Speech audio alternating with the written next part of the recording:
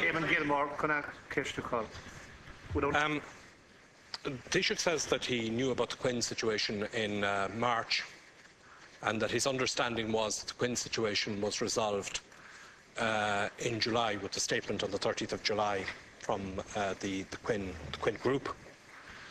We now know that the resolution, so-called, of the Quinn issue in Anglo-Irish Bank involved an arrangement whereby Anglo-Irish Bank provided 300 million, we're told, to 10 named, to 10 wealthy individuals, who in turn used that money to buy up shares in Anglo.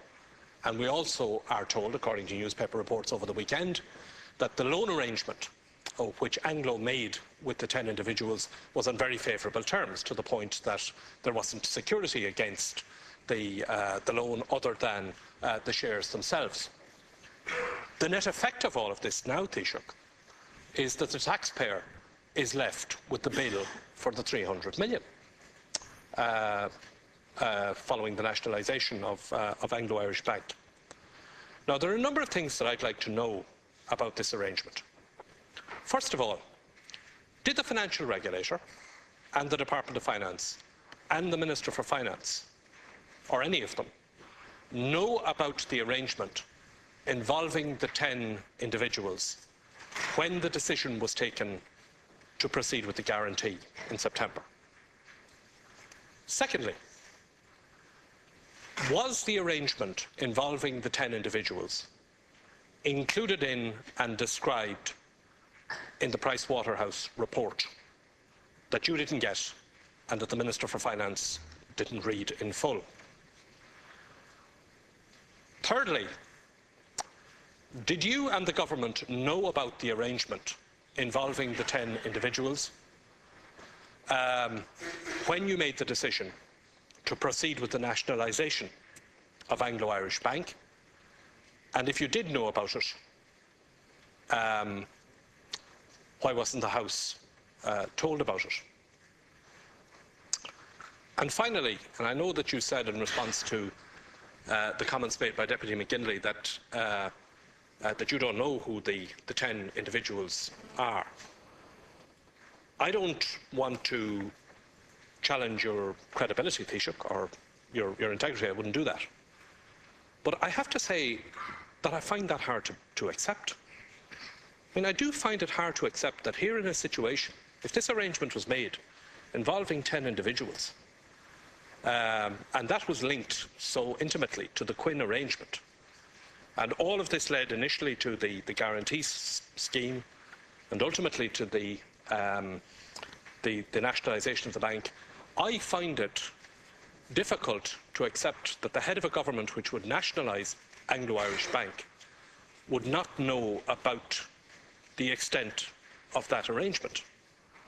And frankly, I think that the people of the country need to be told who these individuals are. When are we going to find out who these 10 individuals are?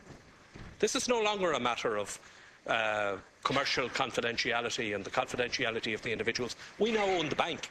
We're now stuck with the debt.